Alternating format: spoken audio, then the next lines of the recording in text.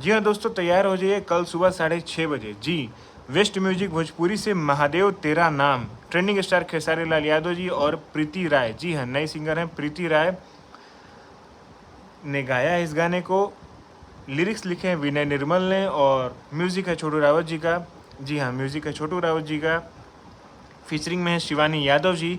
गाना एकदम full Bollywood style में बना हुआ है भाई साहब, बहुत धाकड़ गाना है, तो कल सुबह देखिएगा ज़रूर। महादेव तेरा नाम वेस्ट। साथ ही साथ नीलकमल सिंह जी का गाना आ रहा है उनके ऑफिशियल चैनल से, जिसमें कि फीचरिंग में है सृष्टि उत्तराखंडी जी और नीलकमल सिंह जी। इस गाने को गाया है नीलकमल सिंह जी ने, जिस गाने का नाम है बरसात के माजाला। गाना लिखे हैं सुशील कुमार सिंह और म्यूज़िक है शुभम राज SBR का। कल सुबह 6 बजे गाना आ रहा है, बहुत ही बवाल वीडियो है, एकदम फिर से धमाल मचाने आ रहे हैं नीलकमल सिंह जी। वीडियो देखिएगा ज़रूर, नीलकमल सिंह जी ऑफिशियल चैनल से आ रहा है, तो जाइएगा, इस वीडियो को जितना ज़्यादा हो सके शेयर कीजिए। Love you all, bye bye.